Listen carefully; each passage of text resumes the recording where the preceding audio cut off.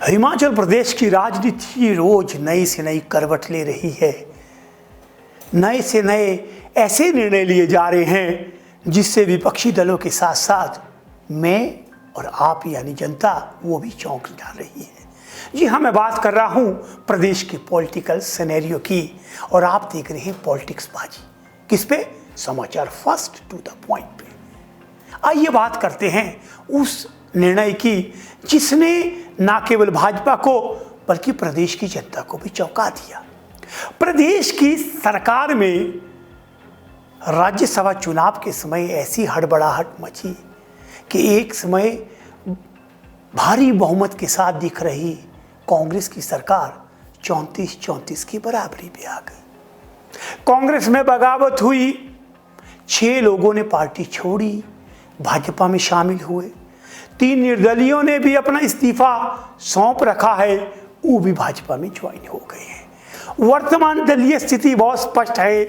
34 पे कांग्रेस बैठी है, 25 पे भाजपा बैठी है। 9 सीटों पे चुनाव होना है जिसमें 6 का उपचुनाव घोषित हो चुका है। ऐसे में भाजपा का साफ दावा है हम 6 जीतेंगे, हम सरकार बनाएंगे। कांग्रेस का दावा है अगर हम 1 भी जीत गए सरकार में बने रहेंगे। 6 को बचाने की बात हो रही थी, 1 को जिताने की बात हो रही थी, अपनी अपनी सरकार को बनाने की बात हो रही थी कि एकदम कांग्रेस ने एक कदम आगे बढ़ाते हुए मास्टर स्ट्रोक खेलते हुए अपने 2 मौजूदा विधायकों को ही संसदीय चुनाव में उतार दिया और चर्चा है कि एक और तीसरे विधायक को मैदान में उतारने की तैयारी चल रही है। कांग्रेस के इस कदम से भाजपा भी हैरान हो गई। जो भाजपा सोच रही थी कि आंकड़ों के गेम से घबराकर कांग्रेस बड़ा कदम नहीं उठाएगी और चुनाव में हल्के उम्मीदवार देगी, लेकिन कांग्रेस ने नेले पे दैला मारते हुए अपने विधायकों को उतारकर साफ कह दिया है कि कांग्रेस पूरी तरह से दमखम से एकजुट होकर चुनाव लड़ने के लिए तैयार है और भाजपा को हर मोर्चे पे कड़ी टक्कर देगी। ये कांग्रेस की सरकार में कुछ बात तो है, लड़ने की भिड़ने का एक अलग सा जज्बा तो नजर आता है इस सरकार पे। एक समय भाजपा को लगा कि राज्यसभा के चुनाव हुए, हमने 34-34 पे जीत लिया, अब फाइनेंस बिल पास नहीं होगा और ये सरकार गई। जयराम ठाकुर राज्यपाल के पास भी पहुंच गए, लेकिन एकदम इस सरकार ने खुद को समेटा और फाइनेंस बिल को पास करवाया। वो किस तरह से करवाया वो आप भी जानते हैं, मैं भी जानते हैं। कुछ विधायकों को सस्पेंड किया गया और तुरंत आनन फानन में बिल पास करा करके स्पष्ट कर दिया कि हमारी सरकार को कोई खतरा नहीं है।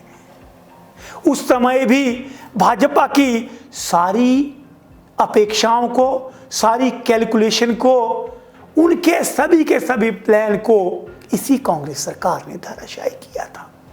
भले ही कांग्रेस सरकार देखने में ये नजर आती है, लेकिन कहीं ना कहीं सबसे पहले सरकार बचाने में और अब लोकसभा में बड़े चेहरे उतारकर 2 बार इन्होंने शह मात के खेल में भाजपा को मात देकर बता दिया है कि इस चुनावी शतरंज की बिसात में अभी भी कांग्रेस के पास बहुत ज़्यादा मोहरे हैं और कांग्रेस इस चुनावों में पूरे दम के साथ उतरेगी। एक और शॉट जो कांग्रेस ने आखिरी समय में लगाया था, चुनाव आचार संहिता से 1 या 2 दिन पहले पूरे प्रदेश की महिलाओं को 1500 रुपये देने की घोषणा कर दी। जैसे ही नोटिफिकेशन हुई, आचार संहिता लगी, कांग्रेस ने फॉर्म भरवाने शुरू किए।